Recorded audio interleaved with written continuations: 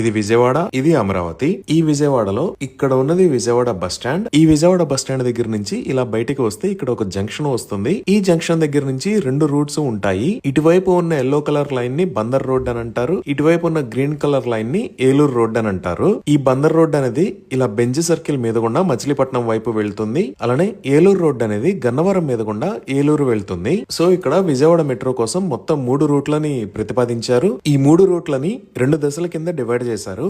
మొదటి దశలో ఈ బందర్ రోడ్ మరియు ఏలూరు రోడ్డులో నిర్మించాల్సిన మెట్రో రైల్ వర్క్స్ ని కంప్లీట్ చేస్తారు. రెండవ దశలో ఈ విజయవాడ బస్ స్టాండ్ దగ్గర నుంచి అమరావతికి ప్రతిపాదించిన మెట్రో రైల్ ని కంప్లీట్ చేస్తారు. సో ముందుగా మనం ఈ బందర్ రోడ్డు అలైన్మెంట్ చూస్తే దీనిని విజయవాడ బస్ స్టాండ్ దగ్గర నుంచి బెంజ్ సర్కిల్ మీద గుండా పెనంలూరు దాకా ప్రతిపాదించారు. ఇది మొత్తం 12 కిలోమీటర్ల పొడవు ఉంటుంది. ఈ రూట్ లో ప్రతిపాదించిన స్టేషన్స్ ని పరిశీలిస్తే ముందుగా విజయవాడ బస్ స్టాండ్ దాటిన తర్వాత ఇక్కడ వచ్చే మొదటి స్టేషన్ బాపు మ్యూజియం ఏరియా. దీనినే విక్టోరియా జూబ్లీ మ్యూజియం అని కూడా అంటారు. దీని తర్వాత వచ్చే స్టాప్ ఇందిరాగాంధీ స్టేడియం. ఈ ఇందిరాగాంధీ స్టేడియం తర్వాత టిక్కల్ రోడ్ దగ్గర ఉన్న డీవే మేనర్ దగ్గర ఒక స్టాప్ వస్తుంది. ఈ డీవే మేనర్ తర్వాత నెక్స్ట్ వచ్చే stop Ben circle. Ben circle దాటిన తర్వాత ఆటోనగర్ కోసం ఇక్కడ ఒక స్టాప్ వస్తుంది. ఈ ఆటోనగర్ దాటిన తర్వాత అశోక్ నగర్ దగ్గర ఒక స్టాప్ వస్తుంది. తర్వాత ఈ తాడిగడప దగ్గర సుమారుగా విఆర్ సిద్ధార్థ ఇంజనీరింగ్ కాలేజీకి సమీపంలో ఒక స్టాప్ వస్తుంది. దీని తర్వాత పొరంకి, ఇంకా ఫైనల్ గా పెనంలూరు దగ్గర ఈ మెట్రో రూట్ అనేది ఎండ్ అవుతుంది.